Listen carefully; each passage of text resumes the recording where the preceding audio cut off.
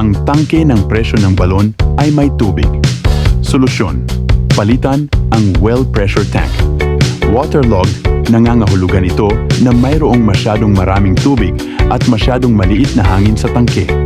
Ang goma na pantog sa loob ng tangke ay lumalawak at kumukontra upang panatilihing magkahiwalay ang tubig at hangin sa loob ng tangke.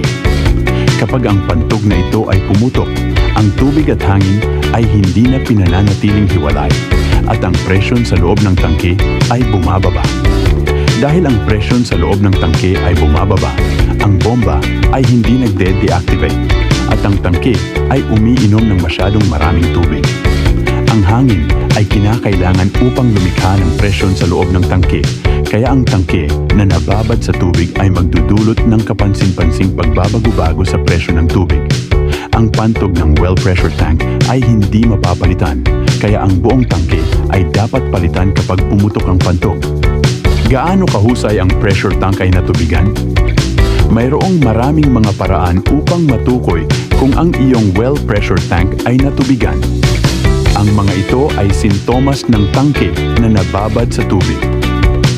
Ang presyo ng tubig ay nagbabago. Ang isang karaniwang sintomas ng isang waterlogged pressure tank ay ang patuloy na pagbabago-bago sa presyo ng tubig. Mapapansin mo ang mga pagbabagong ito sa lahat ng outlet sa isang bahay, lalo na sa shower. Makakakita ka ng visual na representasyon ng mga pagbabagong ito sa pressure gauge sa labas ng tangke. Ang tangke ng presyon ay ganap na puno. Ang full well pressure tank ay sa pamamagitan ng kahulugan ay isang waterlogged tank. Ang isang simpleng katok sa labas ng tangke ay makapagsasabi sa iyo kung ang tangke ay ganap na puno. Kapag may hangin sa loob ng tangke, ang katok ay lilikha ng echo.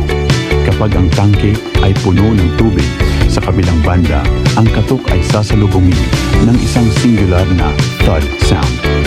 Maiikling cycle ang pump ng balon. Ang paulit-ulit na pag-on at off ng bomba ay tinatawag na maikling pagbibisikleta. Kapag ang pantog sa loob ng tangke ay pumutok, ang presyon ay hindi na kinokontrol sa loob ng tangke. Ito ay nagiging sanhi ng switch ng presyon na nakadepende sa regulated pressure upang mabilis na lumipat sa pagitan ng on at off na estado. Ang pressure switch ay nagsasabi sa well pump kung kailan i-on at off, kaya ang pump ay mag-iiba din sa pagitan ng pumping ng tubig sa tangke at pagsara. Mabilis nitong pinainit ang pump at maaaring maging sanhi ng pagkabigo nito. Bilang resulta, hindi maibomba ang tubig sa tangke ng presyon at maiiwan kang walang tubig.